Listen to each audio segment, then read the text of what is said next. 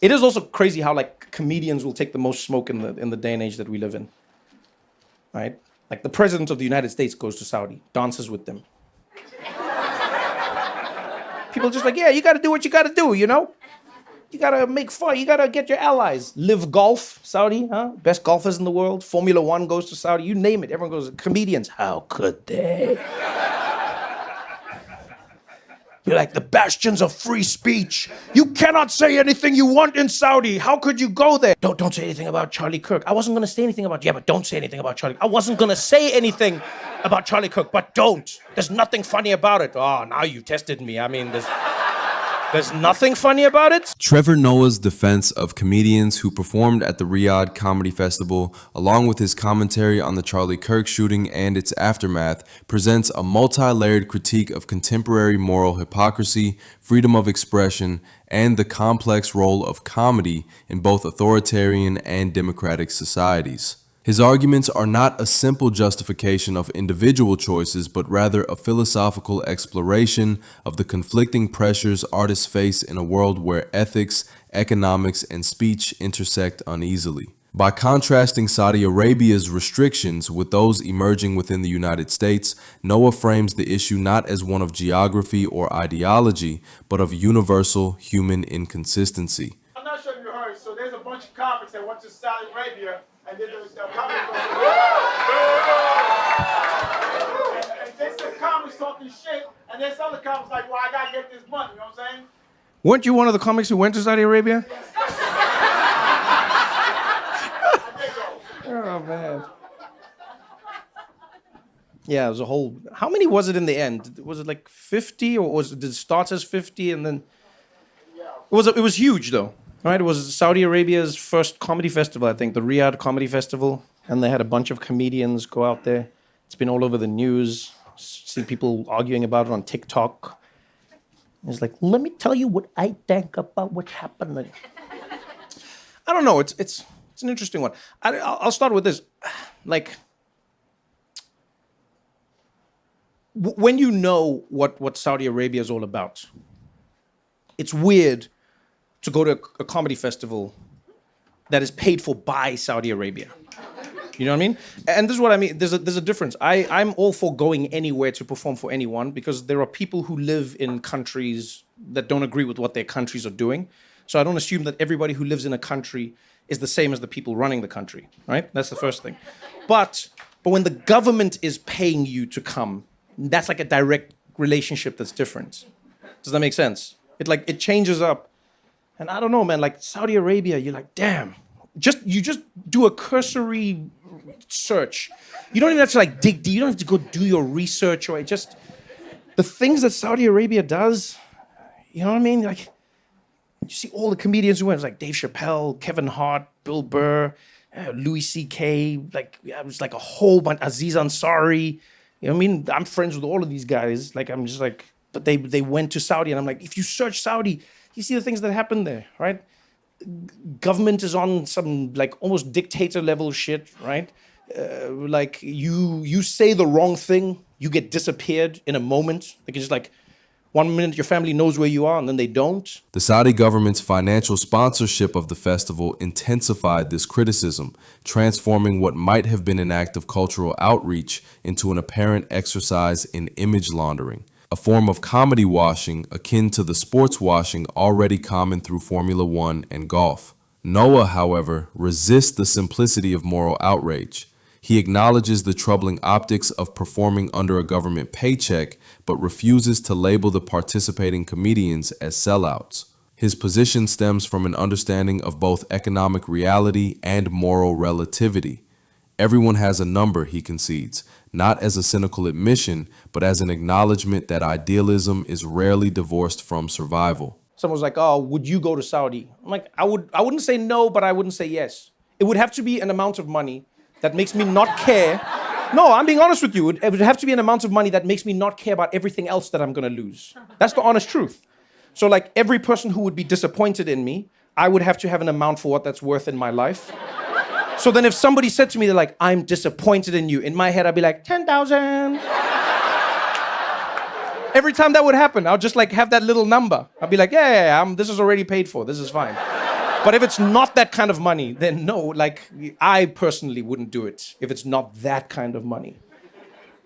But I also think there's a little bit of like, I don't know, I'm so conflicted on this. Because look, on the one hand, I get what people are saying. Some people are like, oh, it's comedy washing and the sports washing, and you know, they're trying to get people to come in to launder their image. And I go, but is it laundering their image?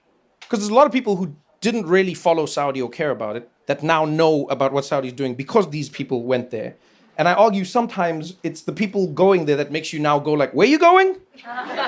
What's happening there? What are you doing there? And it's like, now Saudi's like, we had just snuck away. We were playing golf. We were enjoying ourselves.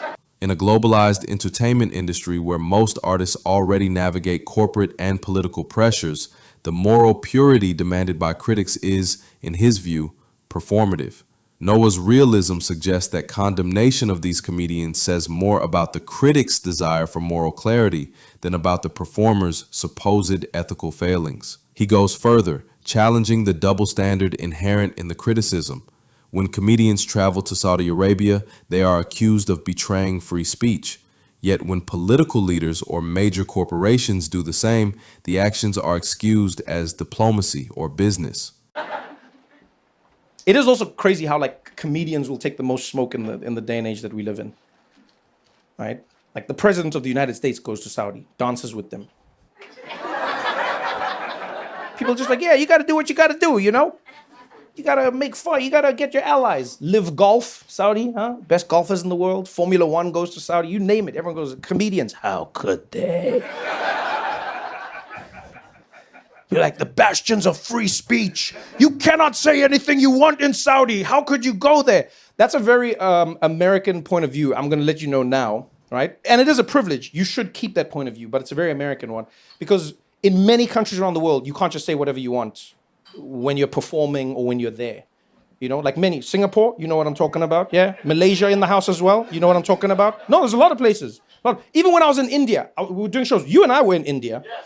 And this is not like a law. I'm not saying this is a law. But when we were in India, people would come up to me and they're like, so Trevor, are you going to make jokes about Modi? I'd be like, Narendra Modi, the Prime Minister? They're like, yes. Are you going to make jokes about him? And I'd be like, if I see something funny, they're like, okay. And I'm like, why? Should I not make jokes? They're like, no, you can make jokes about Modi. You can. Then we're going to see what happens afterwards. That's going to be the show after the show.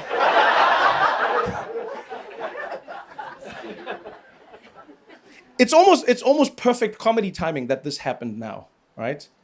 Because had this comedy festival happened at any other time, I think America as an idea would have had more of a leg to stand on as a moral authority, right? But like, this is the same country where a few weeks ago, you know, Jimmy Kimmel gets kicked off his show for not making, by the way, he didn't even make a joke. I went back to look for the joke that they said, there is no joke. He just had a comment about something that he didn't feel was appropriate, and whether he's wrong or right, but it wasn't even a joke.